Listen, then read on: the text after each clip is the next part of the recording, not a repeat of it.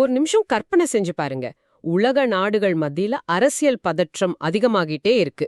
இப்படிப்பட்ட சூழ்நிலையில வெளிநாட்டுல இருக்கிற ஒரு வால்ட்ல உங்களுடைய பல ஆயிரம் கோடி மதிப்புள்ள தங்கம் இருந்தா நீங்க என்ன பண்ணுவீங்க? எந்த விதமான ரிஸ்க்கும் வேணான்னு உடனே அதை பாதுகாப்பா நம்ம கைக்கு மாத்துறதுக்கு தான் பார்ப்போம். எக்ஸாக்ட்லி.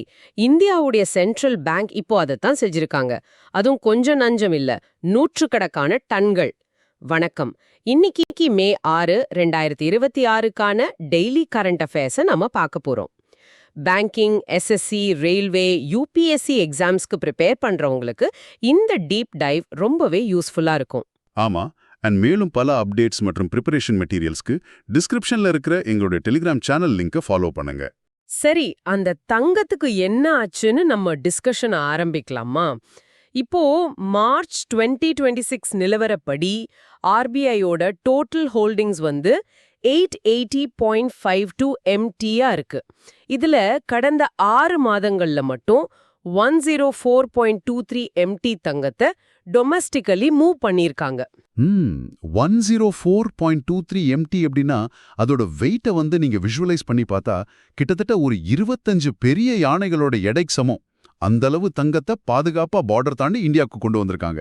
இது ரொம்ப பெரிய ஆபரேஷனல் டாஸ்க். ஆமா. இப்போ ஆர்பிஐ கிட்ட இருக்கிற மொத்த தங்கத்துல 77%, அதாவது 680 MT இந்தியாவில் ஸ்டோர் செய்யப்பட்டுள்ளது. இது போக FY26 இம்போர்ட்ஸ் மட்டுமே 168.06 MT ஆக இருக்கு. இன்னும் பேங்க் ஆஃப் இங்கிலாந்து மற்றும் BISல 197.67 MT இருக்கு. ஓகே, இதை கொஞ்சம் அன்பேக் பண்ணுவோம்.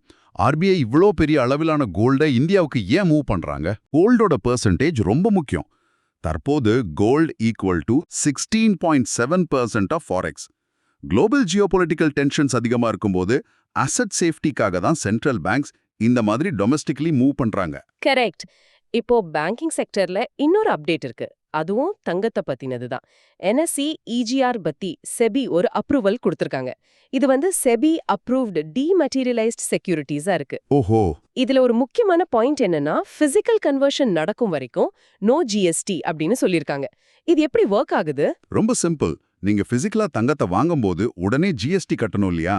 ஆனா NSE EGR மூலியமா டிஜிட்டல் ஃபார்மேட்ல ட்ரேட் பண்ணும்போது அதை நீங்க பிசிக்கல் கோல்டா கன்வெர்ட் பண்ண வரைக்கும் GST கட்ட தேவையில்லை. நிஜமாவா? இது இன்வெஸ்டர்ஸ்க்கு ஒரு பெரிய அட்வான்டேஜா இருக்குமே.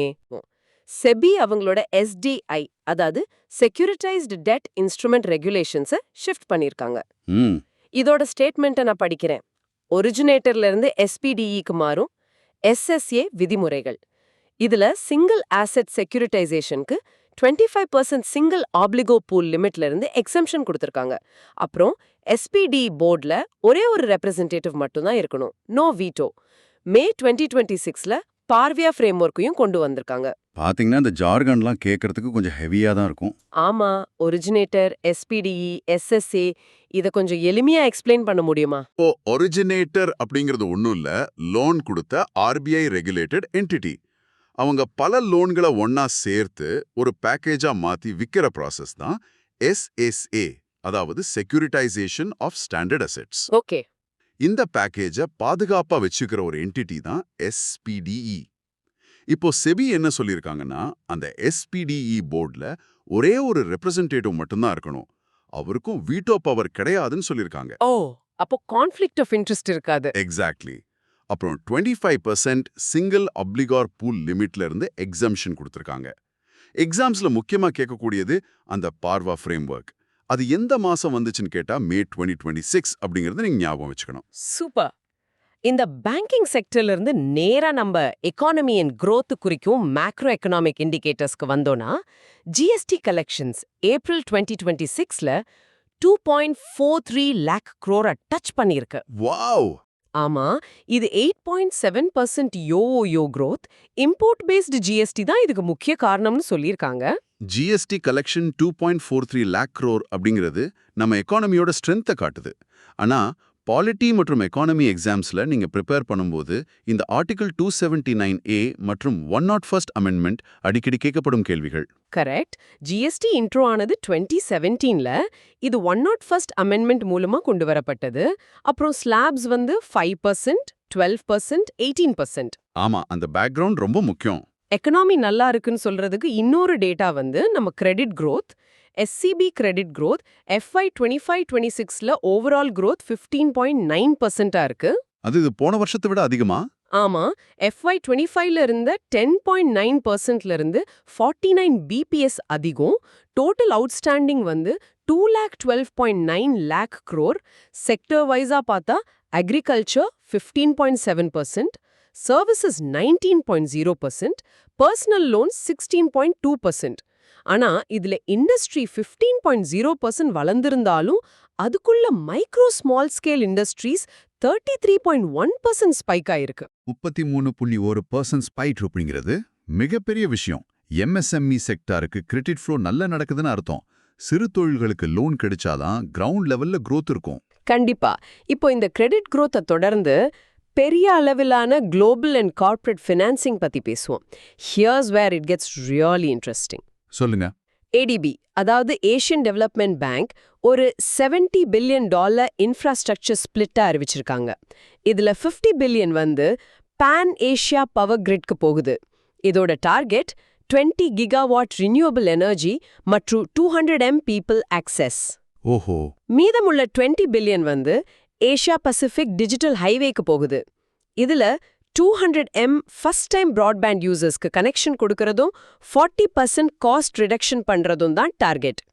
இது போக சோல்ல $20 million south Korean backed AI சென்டரையும் அமைக்கிறாங்க.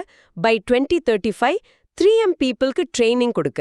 இதுல நீங்க கவனிக்க வேண்டியது ADB-யோட $70 பில்லியன் ஸ்பிளிட்டல் பவர் மற்றும் டிஜிட்டலுக்கு கொடுக்கப்பட்டுள்ள முக்கியத்துவம்.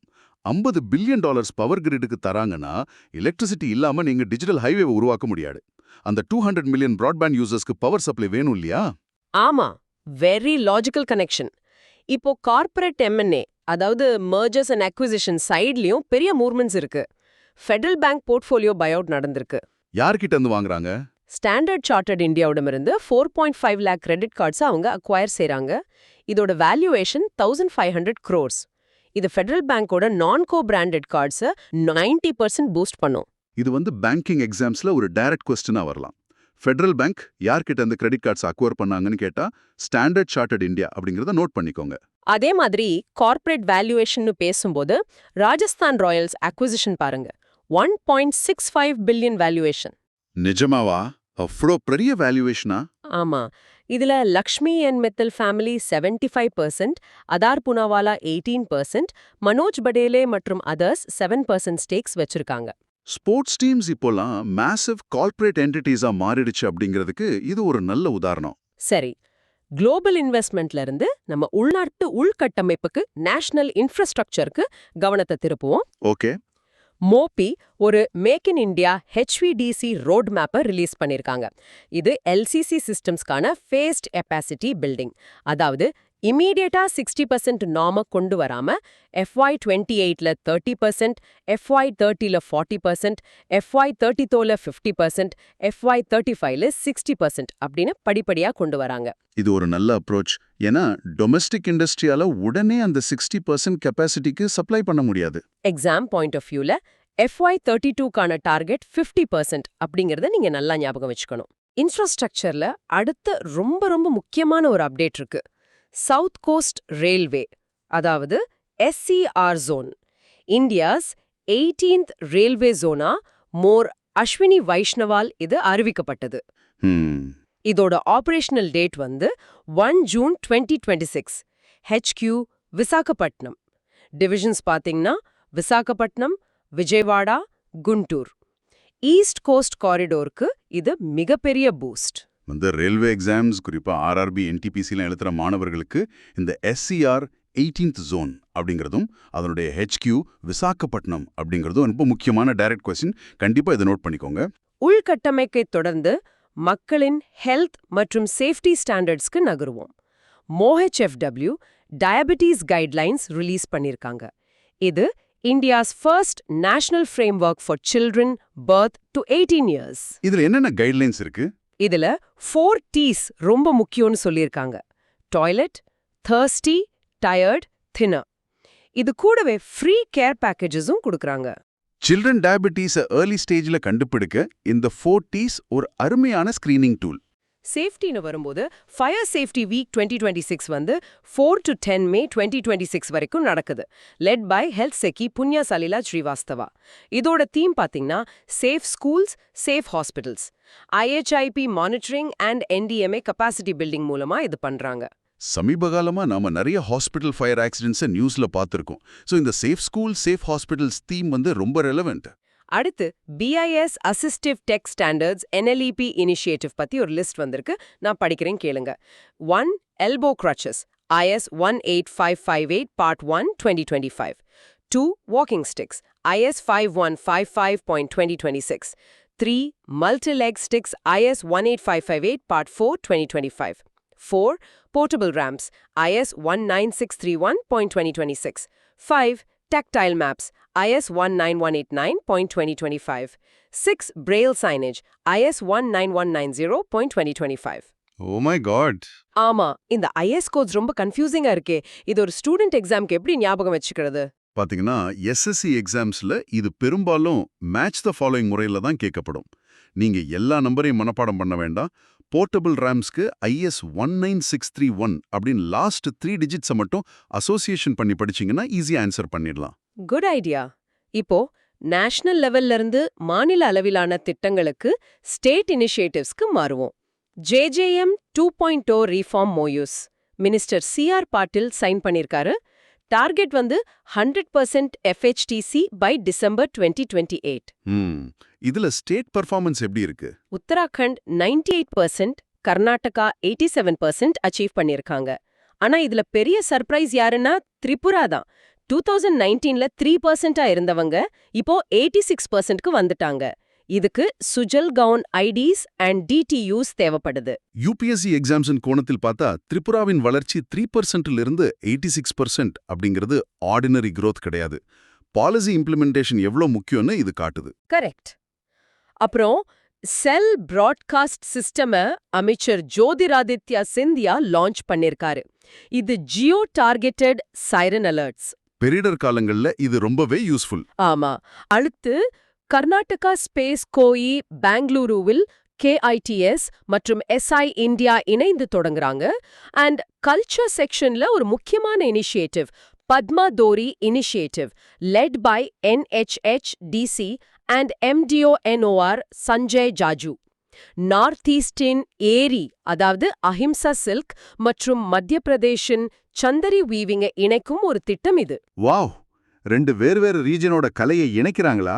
ஆமா, இது ஏக் பாரத் ஸ்ரேஷ்ட பாரத் விஷனுக்கு கீழே வருது. UPSC எக்ஸாம்ஸ்ல இது ரொம்ப முக்கியமான பாயிண்ட். பத்மாதோரியின் ஏக் பாரத் ஸ்ரேஷ்ட பாரத் விஷன் அப்படிங்கறத நீங்க கண்டிப்பா ஞாபகம் வச்சுக்கணும். அதே மாதிரி ஜார்க்கண்ட்ல Hazaribagh pearls, India's first pearl farming cluster Talaya ரெசர்வாயர்ல நடக்குது.